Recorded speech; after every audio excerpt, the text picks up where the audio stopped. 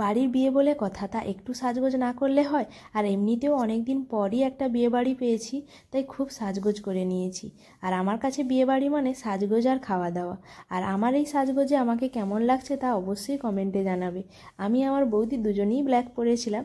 তো যাই হোক, 9ই ফেব্রুয়ারি ছিল আমার দাদার বৌভাত। দাদা বলতে আমার কাকুর ছেলের বৌভাত।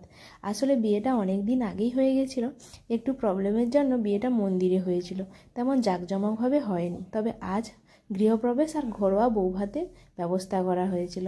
সকালেই রাখা হয়েছিল অনুষ্ঠানটা।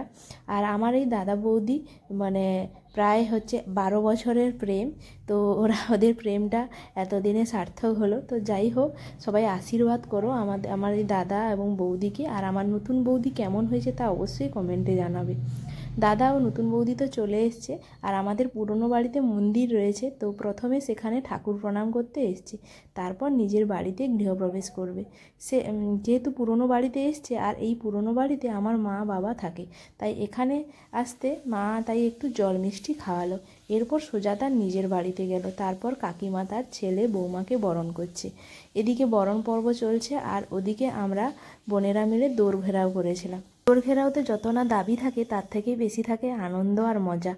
দাদা তো আমাদের দাবিটা মেটানোর পরই বৌদিকে মানে বাড়ির ভেতরে প্রবেশ করতে দিলাম। এরপর বৌদি একটুখানি রেস্ট নিয়ে রিসেপশানের জায়গায় বসলো, কারণ অনেক গেস্ট আসতে শুরু করে দিয়েছে এবং খাওয়া দাওয়াও শুরু হয়ে গেছে। আর আমরাও গিফট দেওয়ার পর্ব মিটিয়ে আমরা চলে গেছিলাম খেতে। তবে খাওয়ার ভিডিও ক্লিপগুলো নেওয়া হয়নি, খাওয়ার অ্যারেঞ্জমেন্ট খুবই ভালো ছিল। তো যাই হোক, খাওয়া দাওয়া করে আমরা আবার কিছুক্ষণ গল্পগুজব করে বাড়ি ফিরে এলাম।